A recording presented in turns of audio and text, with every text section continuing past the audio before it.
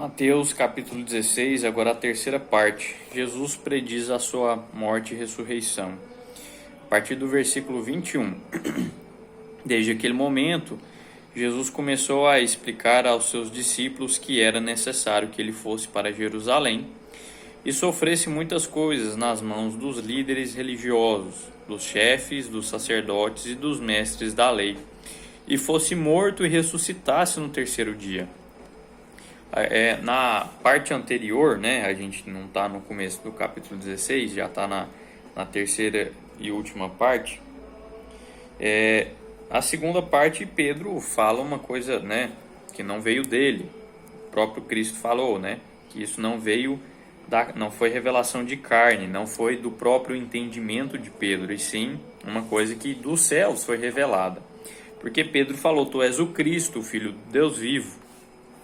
Mas, por ignorância de Pedro, talvez por não conhecer profundamente a lei, Pedro dá uma rata aqui logo em seguida. Porque Jesus está falando aqui: olha, eu sou o Cristo, não é para vocês falar isso para ninguém, mas por ser o Cristo eu vou precisar ir para Jerusalém, eles vão meter a porrada em mim, né, bom goiano que sou. Eles vão meter porrada em mim e eu vou vou morrer sim, e ressuscitar no terceiro dia. Enquanto ele estava falando, né, Pedro chama a parte e fala: Jesus, chega aí, velho, chega aí. Então Pedro, chamando-o à parte, começou a repreendê-lo, dizendo, então Pedro repreendendo Cristo: nunca, Senhor, isso nunca te acontecerá. Né, Pedro já estava sentindo ali o espiritualzão, porque tinha recebido a profecia de que ele seria uma base sólida para a igreja e as portas do inferno não vai prevalecer, não sei o que. Aí Pedro, né, escuta essa parada que Jesus estava falando, que o próprio Jesus ia morrer, ia ressuscitar, e aí Jesus vai e repreende ele. Aí versículo 23, Jesus virou-se e disse a Pedro: para trás de mim, Satanás, você é uma pedra de tropeço para mim, não pensa nas coisas de Deus, mas nas dos homens. Porque o povo, né, o Pedro, os seus discípulos ali ainda não tinham entendido de que reino Jesus estava falando. Enquanto o Pedro estava entendendo, os discípulos ali, inclusive tinha até um zelote que era um cara revolucionário, né, queria trazer o reino de Israel de volta por meio de revoluções.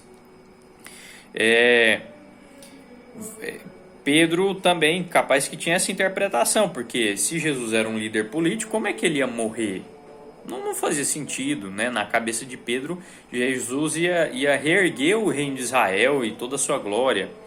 Então, por isso que Jesus fala: você é uma pedra de tropeço para mim, e não pensa nas coisas de Deus, mas nas dos homens.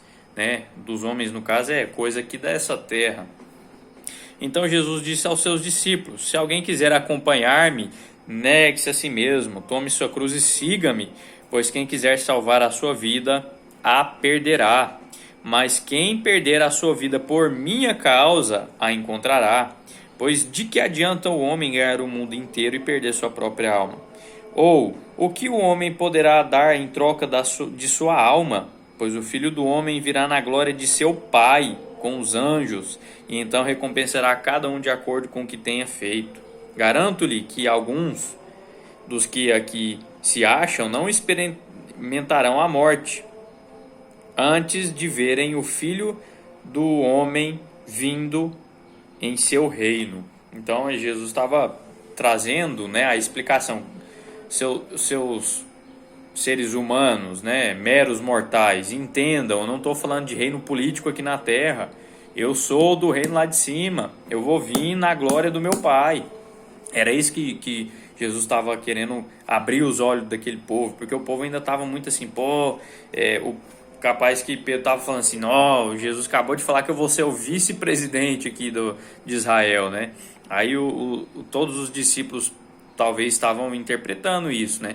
Porque o Messias ali para eles era um salvador, mas muitos deles não entendiam sobre vida eterna, não tinham essa visão, porque a cultura dos saduceus estava influenciada neles. Os saduceus não acreditavam em religião, né?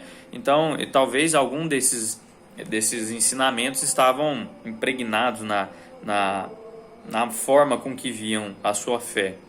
E Jesus os repreende e mostra para eles que ele sim é o Cristo, mas, porque eu falei que Pedro não tinha tanta noção, existem várias profecias sobre a morte e ressurreição do Cristo. Deixa eu procurar aqui e mostro para vocês.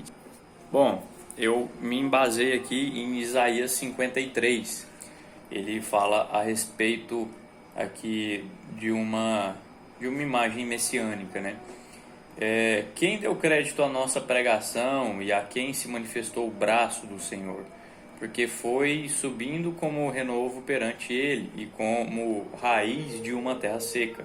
Não tinha beleza nem formosura e olhando nós para ele, não havia boa aparência nele. Estava falando de um ser humano, né? Para que o desejássemos, ou seja, para que olhássemos para essa pessoa e entendesse como um líder, como o Messias. Era desprezado e o mais rejeitado entre os homens, homem de dores, experimentado nos trabalhos, como um de quem os homens escondiam o rosto. Era desprezado e não fizemos caso algum dele. Verdadeiramente ele tomou sobre si nossas enfermidades e as nossas dores levou sobre si. Nós o reputávamos por aflito, ferido de Deus e oprimido. Mas ele foi ferido por causa das nossas transgressões e moído, né? Trucidado por causa das nossas iniquidades. O castigo que nos traz a paz estava sobre ele, e pelas suas pisaduras fomos sarados. Todos nós andávamos desgarrados como ovelha, tal. Mas o Senhor fez cair sobre ele a iniquidade de todos. Ele foi oprimido, afligido, mas não abriu a boca. Como um cordeiro foi levado ao matadouro, e como ovelha muda perante os seus tosqueadores, e assim ele não abriu sua boca. Da opressão e do juízo foi tirado, e quem contará o tempo de sua vida? Porquanto foi contado na terra dos seus viventes, pela transgressão do seu povo foi atingido. Puseram a sepultura com os ímpios e com o rico em sua morte. Jesus ele morre e é sepultado ali num sepulcro de José de Arimateia, parece. Todavia o Senhor agradou moê-lo, né, fazendo-o enfermar quando a sua alma se puser por expiação do pecado. Né? Jesus morreu para expiar o pecado, para limpar-nos do pecado. Deixa eu só concluir aqui. Olha só a conclusão, né? Versículo 12, último de Isaías 53. Porquanto, né, conclui-se que derramou a sua alma na morte e foi contado com transgressores. Jesus foi crucificado entre dois ladrões. Mas ele levou sobre si o pecado de muitos e intercedeu pelos transgressores. Nós, seres humanos. E é isso aí, galera. Essa aí foi a reflexão a respeito de Mateus capítulo 16, na sua última parte, onde, como é que é o título mesmo? Jesus prediz sua morte e ressurreição. Deus abençoe. É nóis.